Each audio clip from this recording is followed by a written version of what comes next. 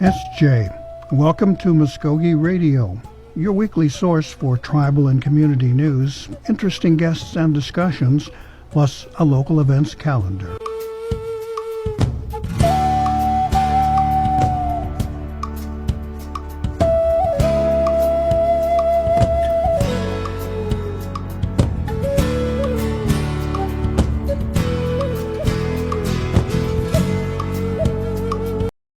A group of students to New Mexico for kind of the academic side of the AHEC competitions. We compete against the other tribal colleges and universities in the nation. And so they competed in things like Challenge Bowl, Business Bowl, chess, things like that. And so normally they would have the basketball tournament as part of that, but this year it was in a different location in North Dakota. And that started on March 31st, and we just got back last night. Oh, wow. And y'all drove, right? Yes, all 19 hours. And they already put you back to work. Of course. Okay.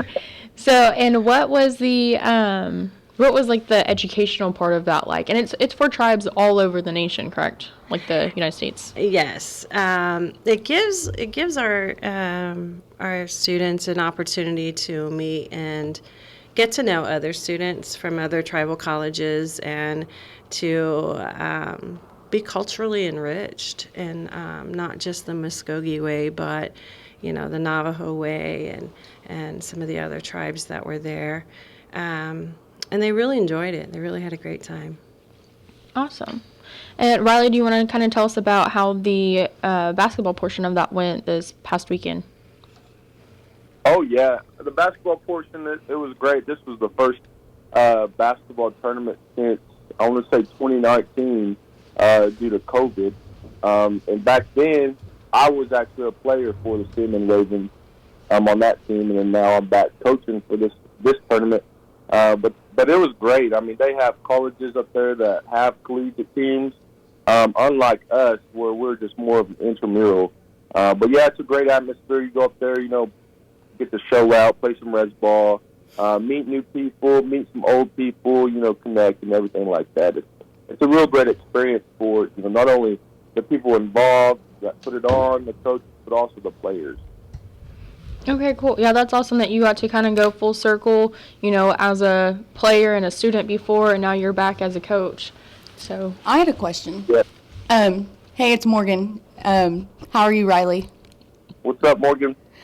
So you said something a second ago. You said intramural. What does that mean? So intramural is just kind of people at the college that wanted to play basketball. So we don't give out scholarships or anything like that. We don't recruit players from high school. It's just whatever students we have on campus at the time, that's who kind of joins the basketball team. So it could be really anybody that is a student at CMA could have been on the basketball team. Okay, so what do you guys require grade point average or anything like that? I want to say it was a cumulative of 2.0 to be able to participate in the AHEC basketball tournament. Okay, and what do you guys for games? How do you do? Do you just schedule stuff, or I don't know what I'm trying to ask. Since there's not a regular season, how do you Yeah. how do you participate in games, or do you guys get invited, or what? Yeah, so I think Cheryl kind of took the lead on this. She set us up with Osho IT, where we went over there and kind of had a couple scrimmages and stuff. We are also trying to get into some leagues around Okmulgee area, but that never worked out for us this semester. So we really went up there kind of just blind and, playing against each other on during practice times. But, we didn't have a whole lot of experience beforehand playing in a competitive, game, per se. Cheryl, what's it like for you to try to get games going? Is it difficult, or is it kind of... It's tough because, we start practicing for this tournament in the fall, And so other colleges that we might want to scrimmage, the other junior colleges and so forth, they play schedules because they have athletic departments. And so it's really a challenge to find teams that aren't sanctioned by, NCAI or another division that they may be a part of. And so we just kind of have to do pickup games where we can to get our kids conditioned, and that was the really hard part was finding people to scrimmage us.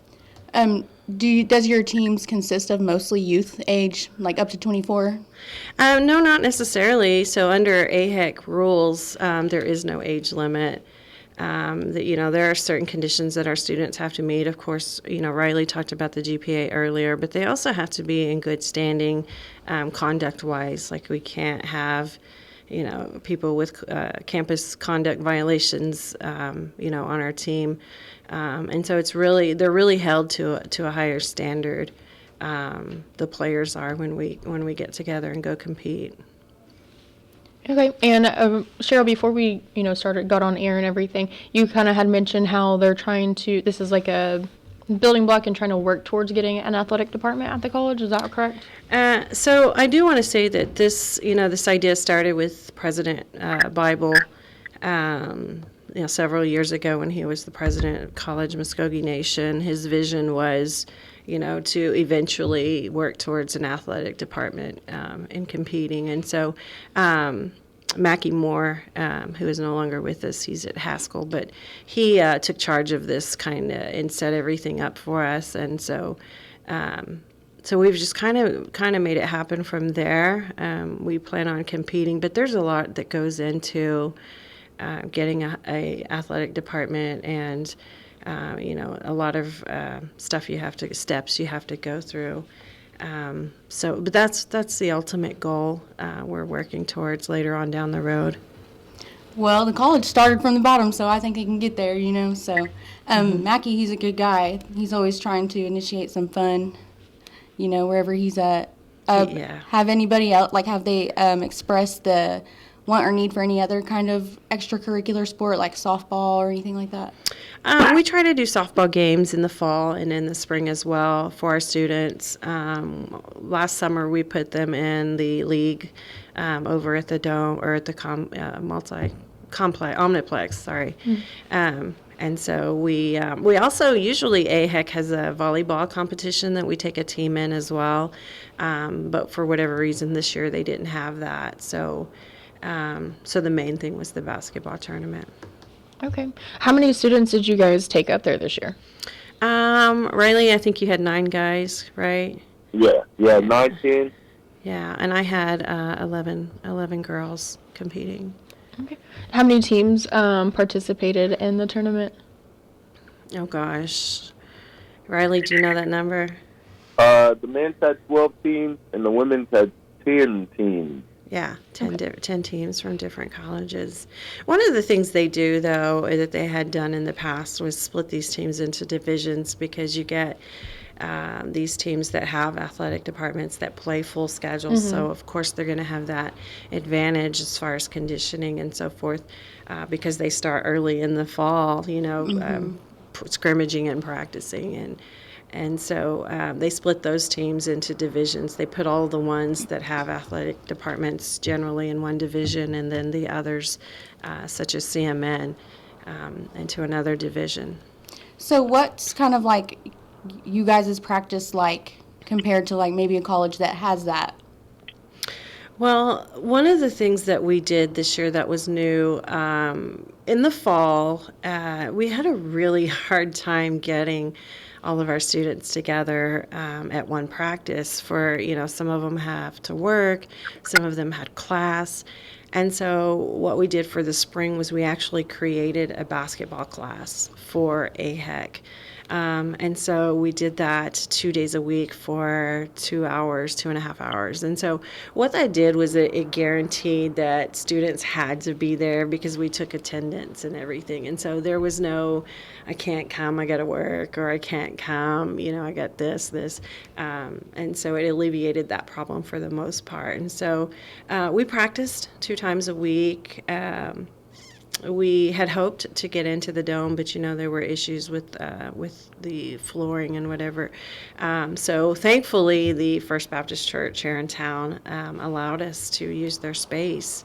And we're so grateful for them, because without them, we wouldn't have had a place to practice and prepare.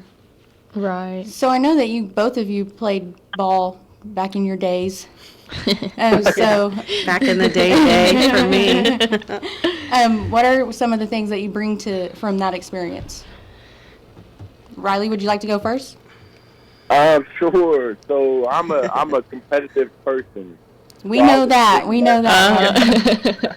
But that kind of, that's what I bring to the table. And, just going out there and respecting everybody on the court and just giving it your all, that's what I was instilled in as a young person. Shout out to my coach, mentor, Scotty Harjo. He's the one that kind of has instilled that stuff into me. So that's what I brought to the table, is to let them know, hey, no matter the outcome, it's just what we put, how we give it our all, what we do with that 20 minutes, 40 minutes we get to play.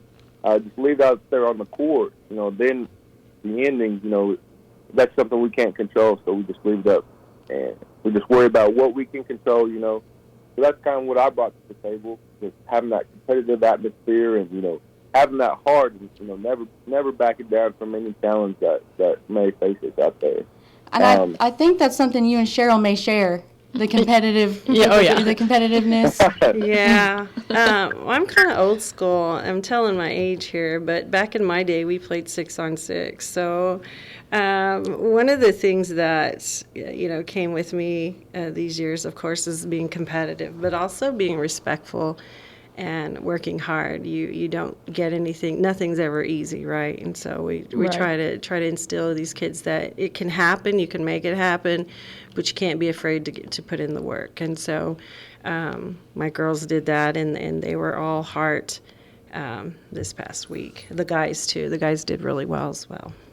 I know it's probably an opportunity to do something that they haven't done in a long time, like play a sport, or because I know I probably haven't played too much of anything since high school. So Yeah. yeah, Well, it gives them something to do. There's some, I had some girls that were really, really good in high school, and so they hadn't played in a couple of years, kind of rusty, but picked right back up, as if they were still there. And then I also had some students on the team who hadn't played before. They were maybe proficient in another sport, but they did just as well. And so it gives them something to do while on campus.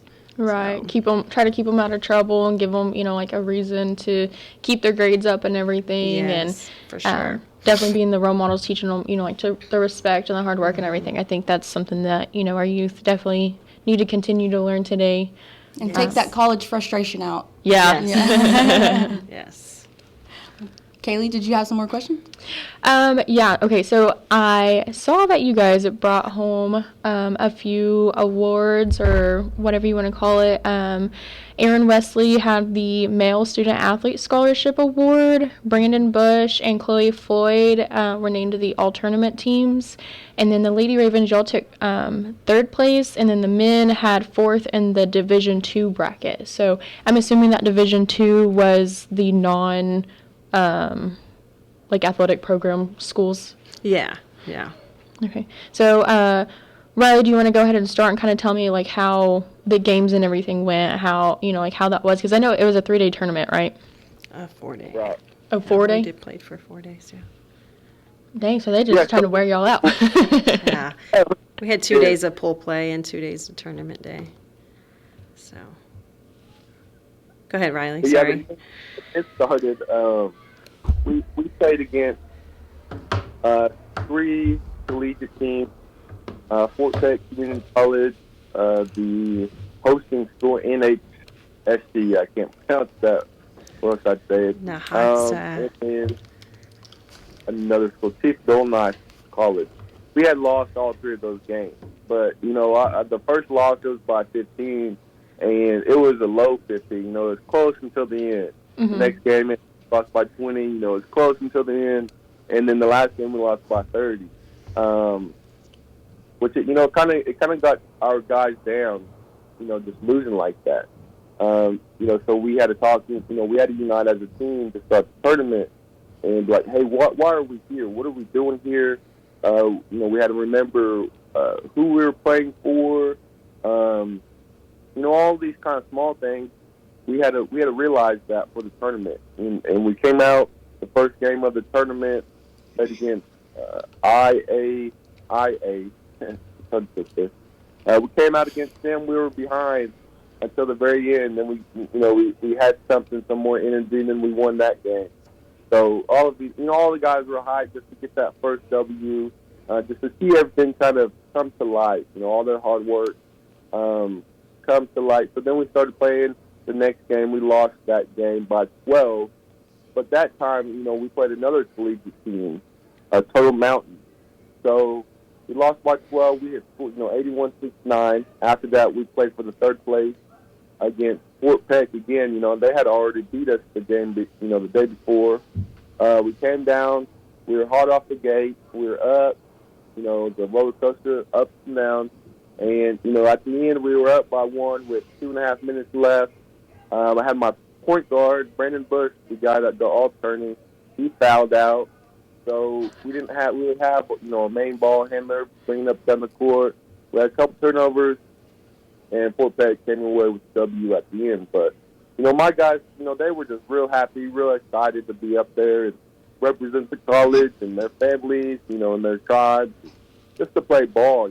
Every one of those guys that joined the team, they joined the team because, they love the game of basketball. So, they left it out on the court, and that's the best we can ask for them. And they carried themselves, in a good way, and respected the teams, and it was just a real fun tournament for the guys up there. I would say, from my perspective. Yeah, I mean, it definitely sounds like it was very intense, and I mean, like, regardless of like what the outcome was, like you said, it's all about the game and like just enjoying yourself and representing your family and your tribe and the school and everything. So, I mean, and like y'all were saying, like, this is not, y'all don't have like a team that plays a full season or anything. So y'all just come together, and these are just people who love the game, not necessarily if they're getting paid, like getting scholarship for it or whatever. So. Well, I know natives, and they know how to play basketball, and I know it can get rough. It's almost like prison rules. Yeah, it was some rough play. I think my girls, we started pool play on Thursday, and my girls played 3 games on Friday, and they were pretty gassed. And so, towards the end, I had several that had injuries.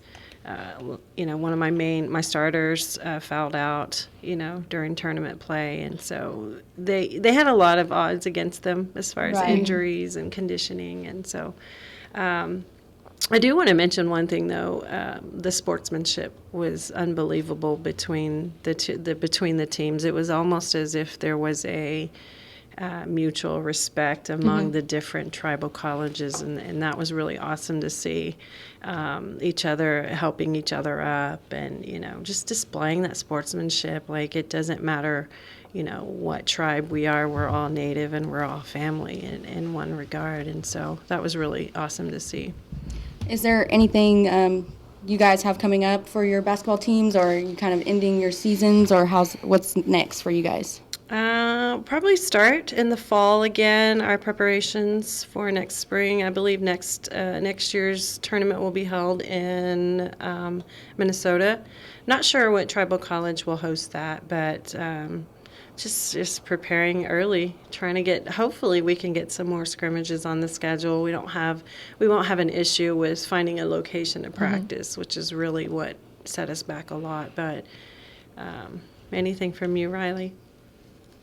Are you coming back, Riley? Yeah, if they call me, I'm going to answer. So y'all are done with practicing for right now? Yeah. Okay. We've got graduation in a couple of weeks, and I also teach 6 classes, so I've really got to get back to the academic part of it. So That's partly why I'm sitting here all zombified. Well, I bet you're exhausted. I Sounds like am. you got a lot on your plate. Yeah. Do you think that having these programs will kind of attract more students? I believe so. We have a CMN basketball page that we try to keep up, and we saw a 110% increase in activity for the past 2 weeks, and so I think it really helps Yeah. the college with recruiting, or not recruiting, but Attraction at Bringing in least. attention, yeah. So if anybody was interested in not only playing basketball for the Ravens, but wanting to apply or seeking out questions about the college, do you know what's the best contact and best way to do that? So the College of the Mvskoke Nation has a website. You can get on there, cmn.edu, fill out an application online. Somebody from admissions will contact you with the required documents that you need. Get enrolled. We can help you, whatever you may need as far as documentation, or follow, take you step by step. And so just apply and get enrolled and make the grade. You got to have more than a 2.0. So. Not only is there sports building a little bit, but so is there curriculum. You teach criminal justice, and there's a few more there, and probably more to come in the future as well. Yes, we have a general studies program, Native American studies, criminal justice, natural resources, tribal services. And we also have a new Mvskoke language certificate, which is 100% online, and we've seen a really big increase in enrollment over the last couple of trimesters. And so we've got our third building going up. The construction is set to be finished this fall, hopefully. And so we've got a lot of good things going on right now at CMN. We've got, several programs, clubs that you can be a part of. We've got the ACES, which is science and engineering, and we've got a criminal justice club. We've got student senate. A lot of great things happening at the College of the Mvskoke Nation. And you're going on your 20th year, right? Almost 2004? Yeah, we were founded in 2004, I believe. Yeah. So. Did you have any more questions, Kaylee? I don't think so. Riley, is there anything else that you wanted to add before we go to our mid-break? Shout out Frank, our bus driver. Yes, Frank Brown, yes. Shout out to Frank. Yep. Go Ravens. Go Ravens. All right. Well, Mado, to both of you for coming on, and congratulations on the tournament and everything. And we're excited to see, what happens with the future. Thank you so much for having us Mado. on. Mado. Oh. Riley. Okay, we're going to take a short pause here and switch some people in some seats there, and we'll be back with more of Mvskoke Radio here on The Brew, so please stay with us. Who am I? Am I native? I don't want people assuming things because I'm Indian. I just want to be me.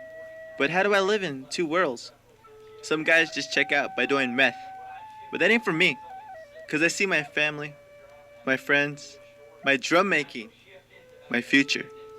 There are a lot of cool things about being who I am. And meth isn't one of them.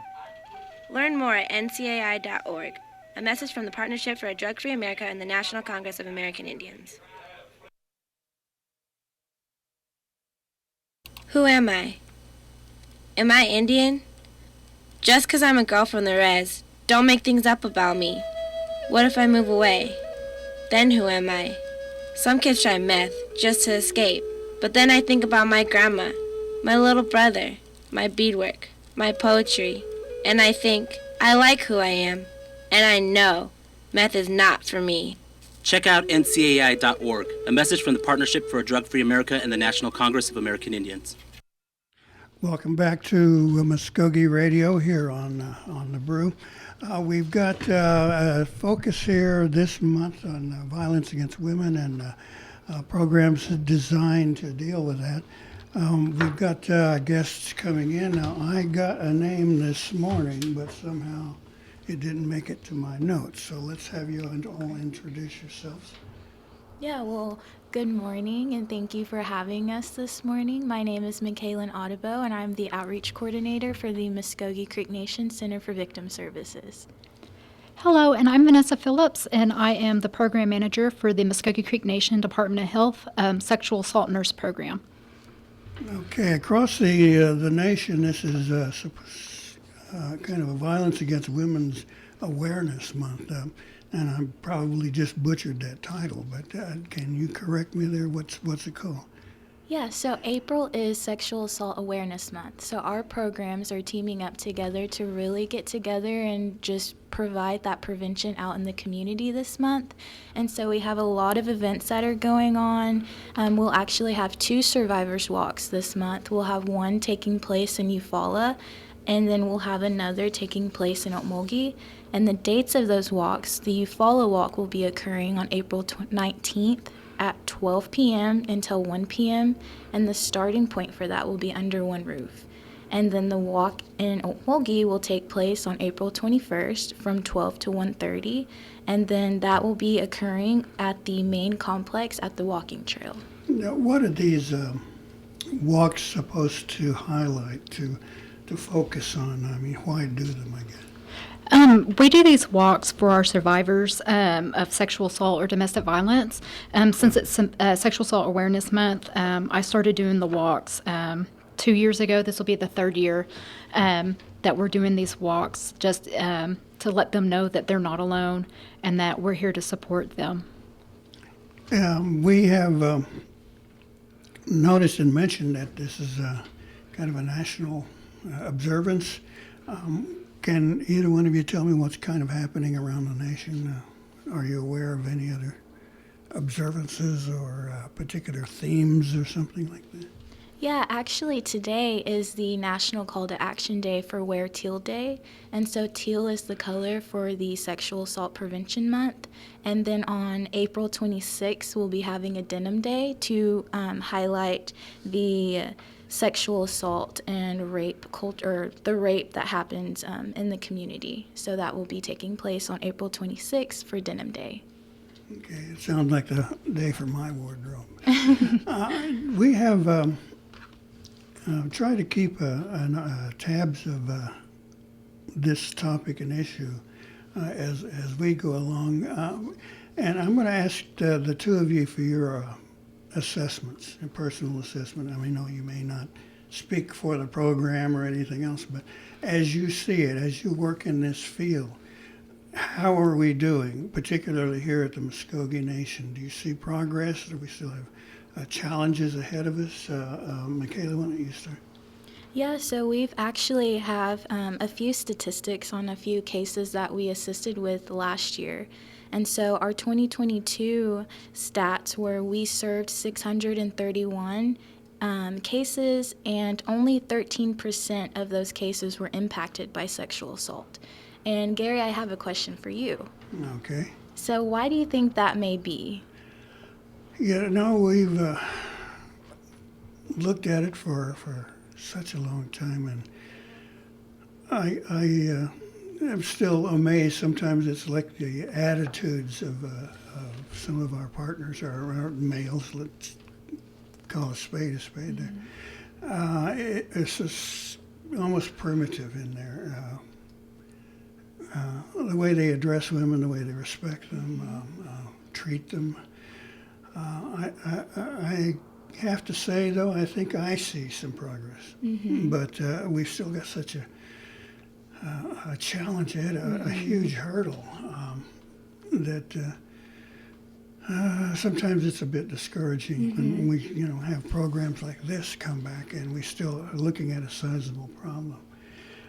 Anyway, that's kind of the way I look at it from my point of view. I've never, I can honestly say, ever have been in a situation like that. And I'm kind of proud of that. Mm-hmm. And I've taken time to mention the fact that some of my friends are not and have done some stupid stuff and condemn them and lost friends like that, but others are just, still with me. Yeah, I think you actually hit that right right on, Gary. But yeah, so sexual assault is one of the most underreported crimes, and that's the reason why that number is so low. And then, like you said, a lot of the factors that go into that as to why is just shame, embarrassment, or fear, or distrust in the system, and as well as just fear that they won't be believed. And so one of the main things that our program wants to do is just making sure that the adults that come to our program for our services is just letting them know that our services are completely confidential and voluntary. And so just letting them know that they can have the right to make those decisions for themselves. Well, thank you. That's the first time I've been put on the spot. Vanessa, what are your thoughts there? How do you see us doing as the Mvskoke Nation, making progress? We still have challenges. We will always have some challenges, but I will say this is my 4th year running this program, and our response with our local law enforcement, with our light horse, with our advocates, our team that we've built is actually better for our victims now, or our survivors of sexual assault. We're all on the same page. We're using the same processes. We're making sure that people are getting the help that they need, whether they're male or female, native or non-native. We send them, we have resources, we send them to those resources, and then getting it out there to the people that there are resources, because I know that is a major reason why it is underreported, is because people, they don't realize that we're here to help.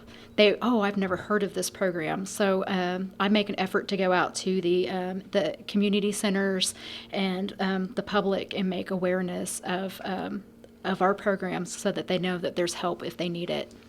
Well, let me toss this one out to the both of you. Now, I like to think of our tribe, our nation, as a community, and as such, we're different from the rest of the dominant society. We all kind of know each other, or in most cases relate to each other. And so we're much tighter in our relationships. And that's good, and can be a challenge in other places where people know each other's business. Let's be plain about that. I mean, my cousin did this, or her uncle, or my nephew, or my daughter, or niece, blah, blah, blah, blah, and we go on.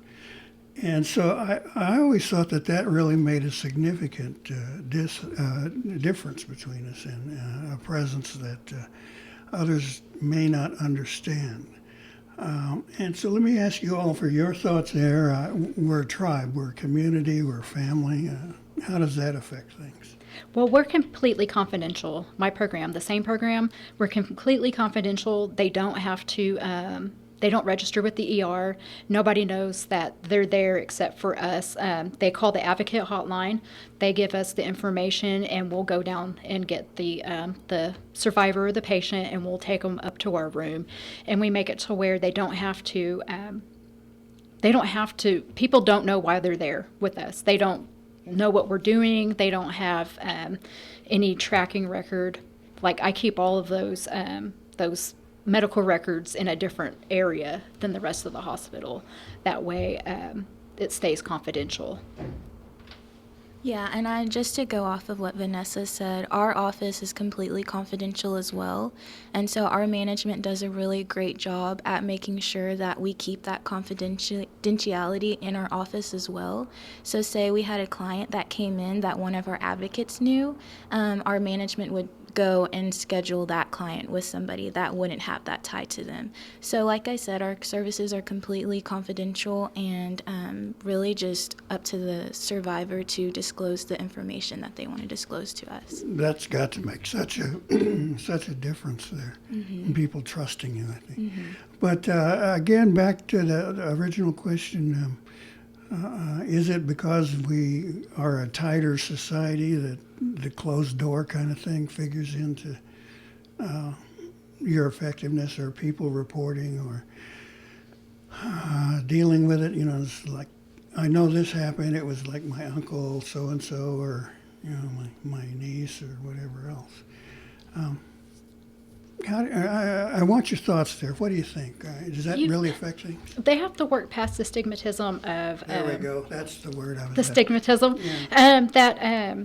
it's normal, or I'm embarrassed, or it's an embarrassment to my family if they turn Uncle so-and-so in for this.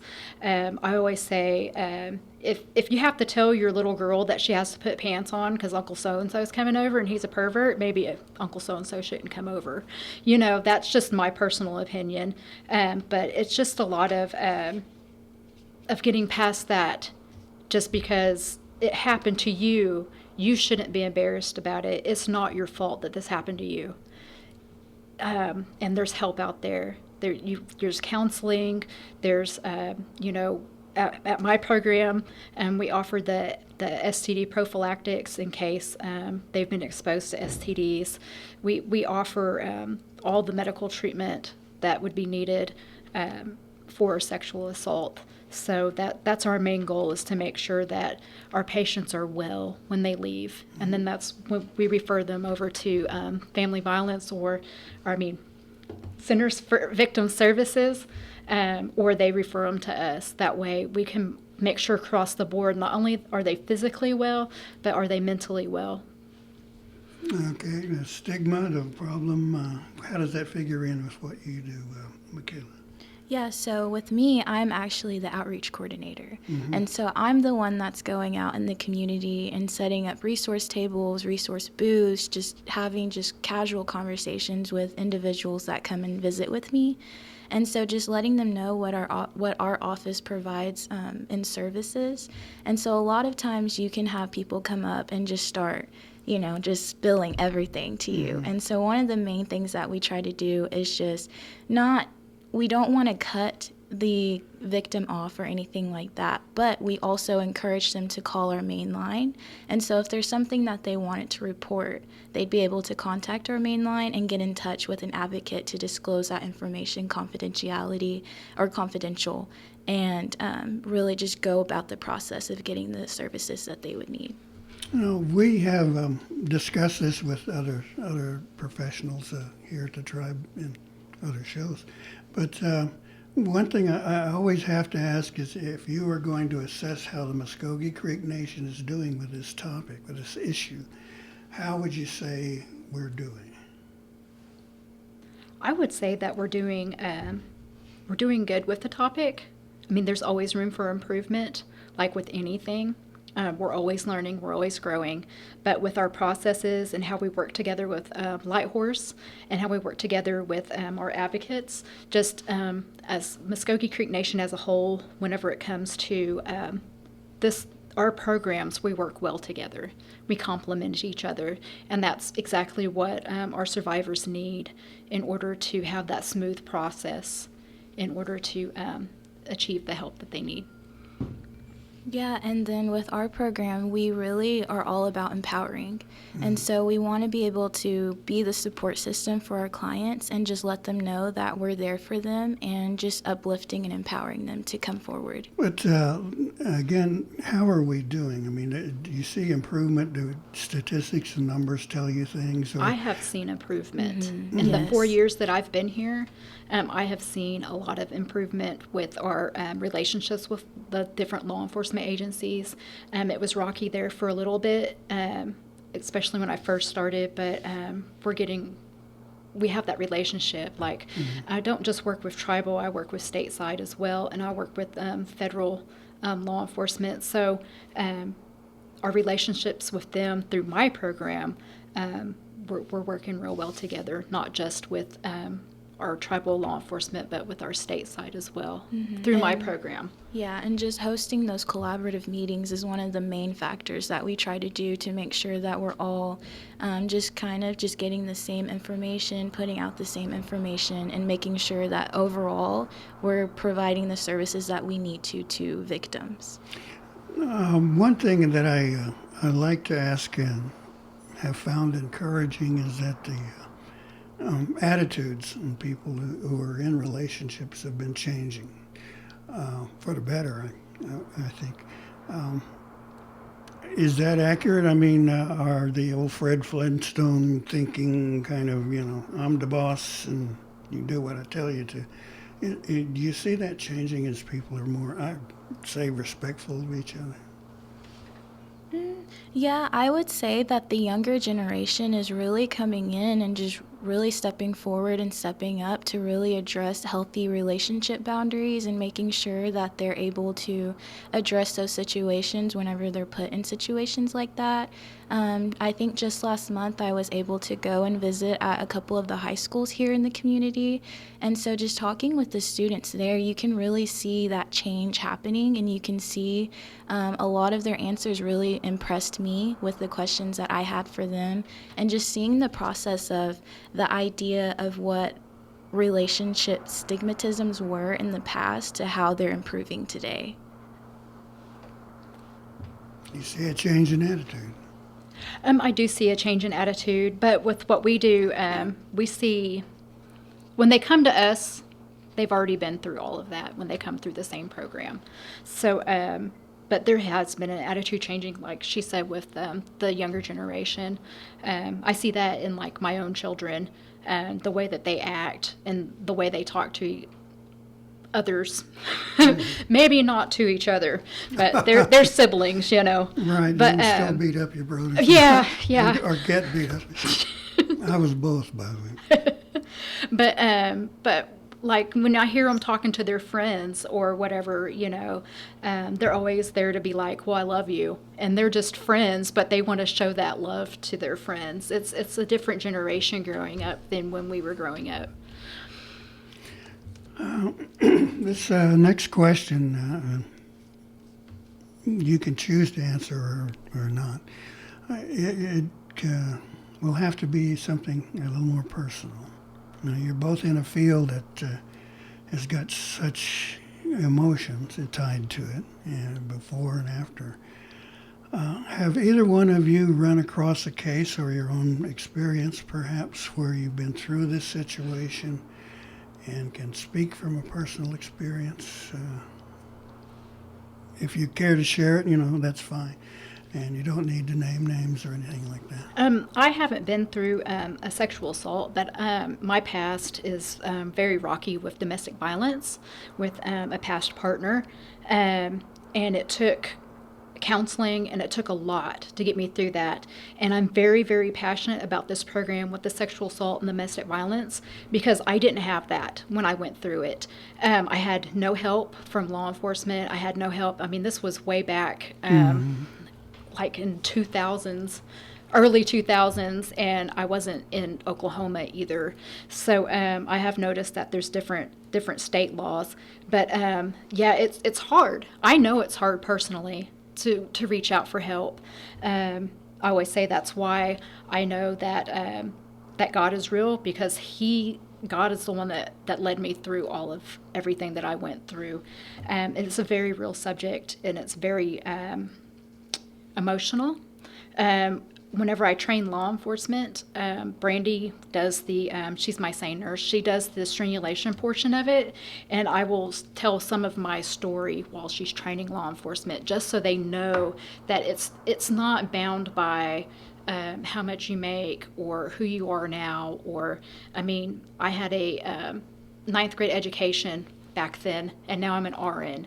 So you can change for the better, and there is healthy relationships out there. My husband, when I was a CNA, when I met my husband, and he asked me, so when are you going to get your nursing license? And I told him, I was like, oh, I'm not smart enough to be a nurse.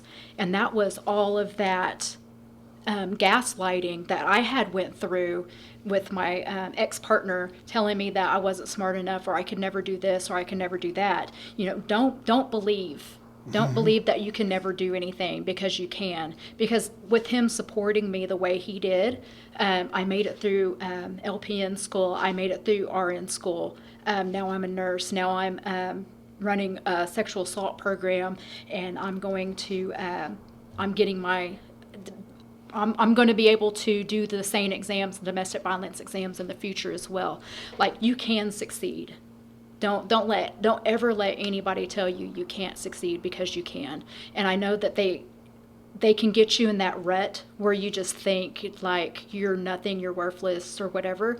That's that gaslighting part of it. And don't believe them. Just don't ever believe them. You can do anything you put your mind to. Michaela, personal experience? I don't have a personal experience, which I'm very blessed that I don't, Yes, but okay. I would love to talk about our program and just commend them for how, I know you said before how we're able to kind of deal with our emotions working in a field such as this, where there's just so much secondary trauma that we're getting from the cases that come through our program. One of the best things about our program is that we really put self-care and wellness up there in the ranks with our office, because just making sure that we're all okay and uplifting each other. And we actually have a wellness coordinator in our office, Morgan James, and so she does a really great job at making sure that we're all taking care of ourselves and taking care of each other, so that way we can go out and provide those services to the victims in our best state. Now, if I understand you correctly, you had your position calls for direct contact with clients. Has there ever been a case that kind of stands out in the worst terms, perhaps, that you can recall? That, and again, no names or anything, please. But one that will always be with you, or perhaps provided you with the incentive to do what you do?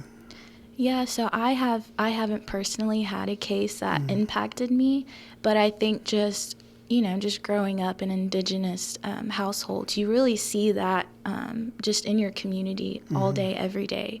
And so that was something that I saw in my community that was happening a lot, and just really kind of motivated me and pushed me to want to be the person that is able to go out and speak to the people in the community and be able to address these situations in a positive light, and making sure that these victims are getting to the services that they need.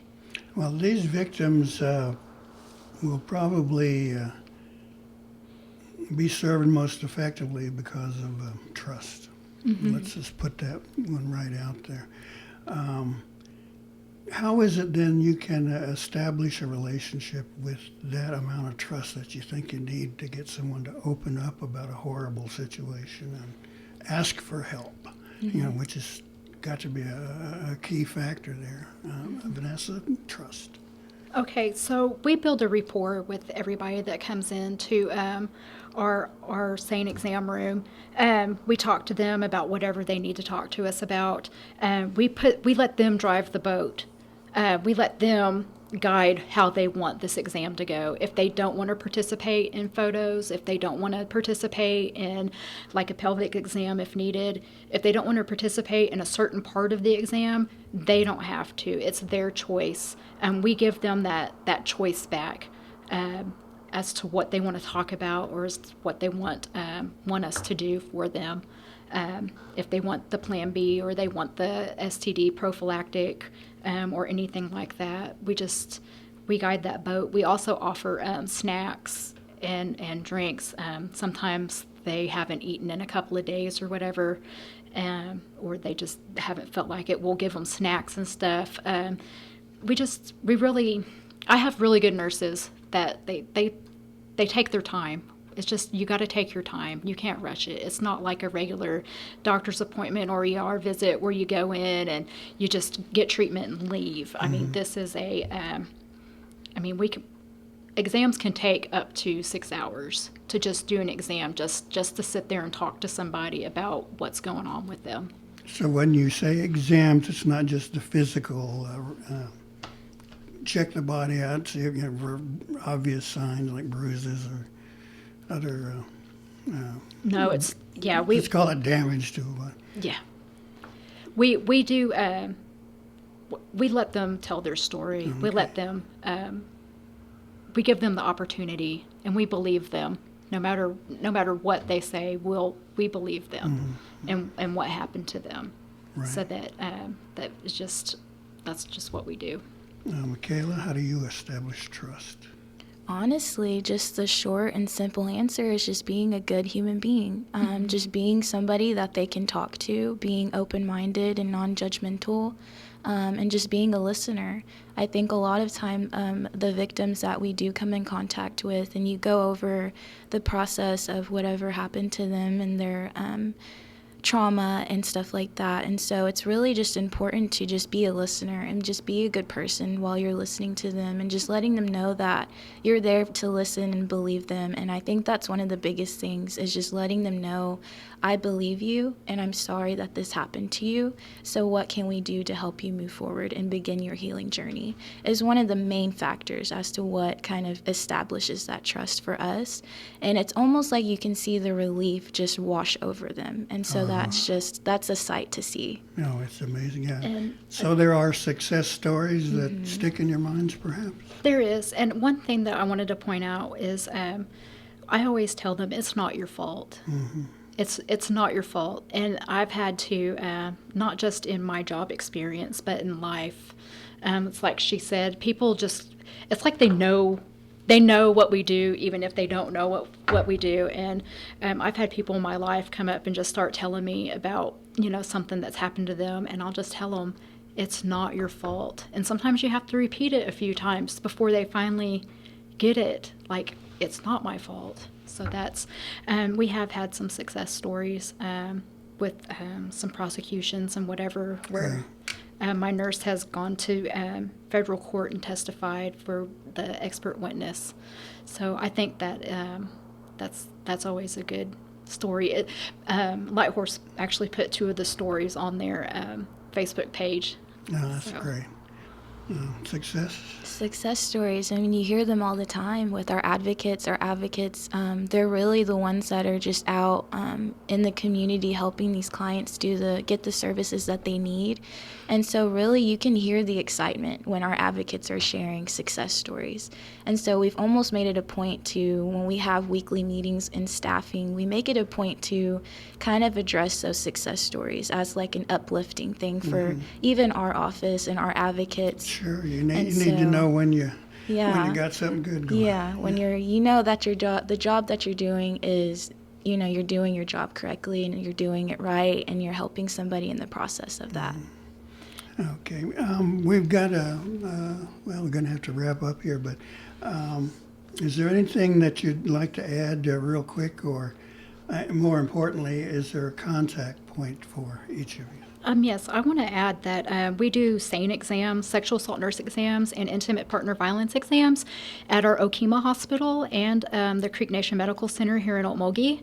And we're open 24 hours a day, 7 days a week, and we're completely free to the public. And it doesn't matter your race, your age, or your if you're male or female. We will see anybody. And it's confidential. I will put a disclaimer in there. If they're under the age of 18 and it's a pediatric case, we do automatically turn those over to law enforcement. Okay. But adults, they don't have to. Right.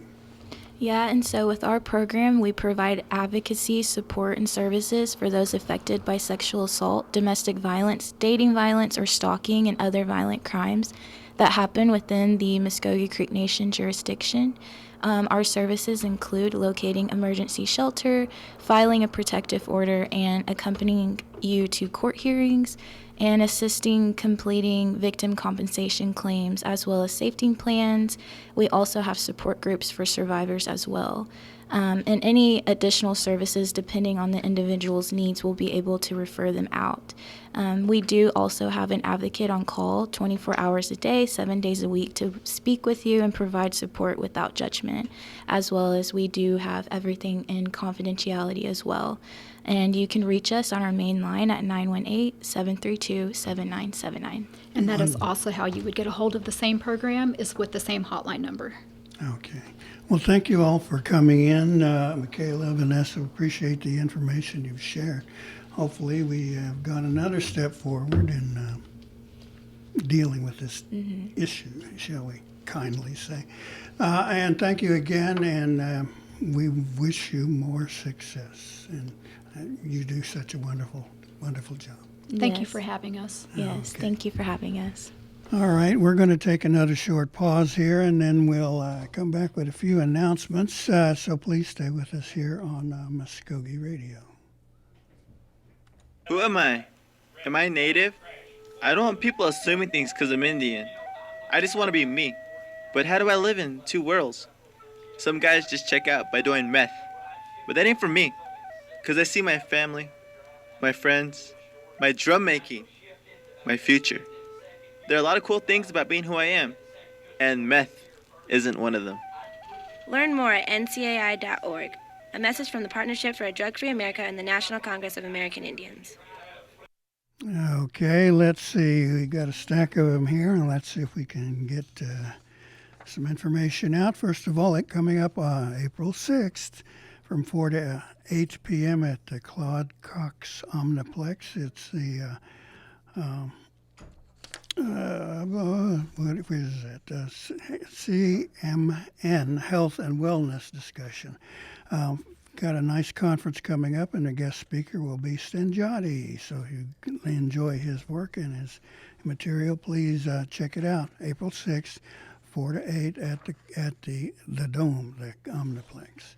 We've got a golf fundraiser to help a young man, a Creek man, who fights in armor.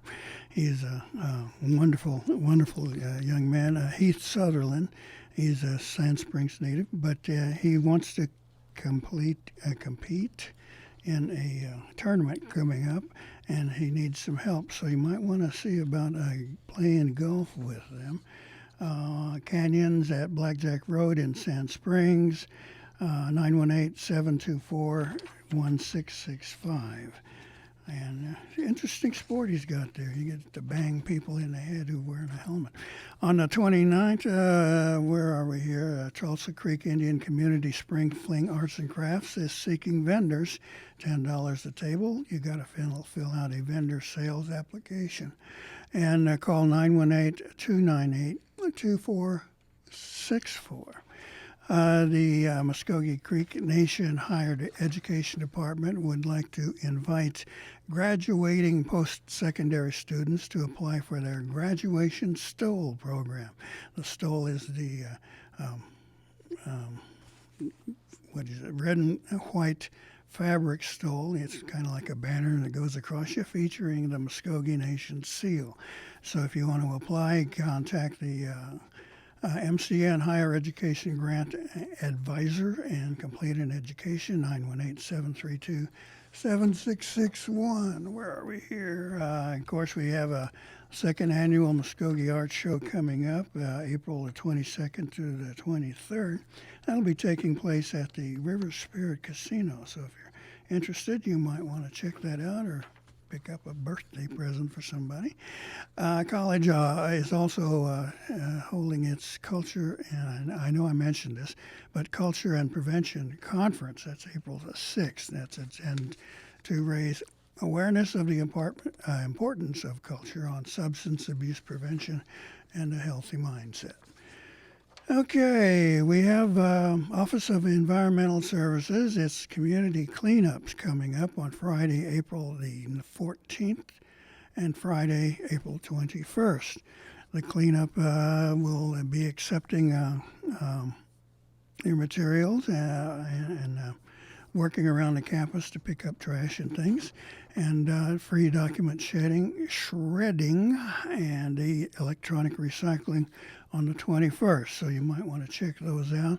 And they are bringing a lot of stuff, but none of it hazardous, please. So you want to contact 918-549-2580. Okay, got a bunch of them in. Hope you had a good wild onion dinner season. I know I did. And oh boy, did I miss that. Let's see, we'll be checking in with you next week, so please come back and share our program with us on Mvskoke Radio here on The Brew.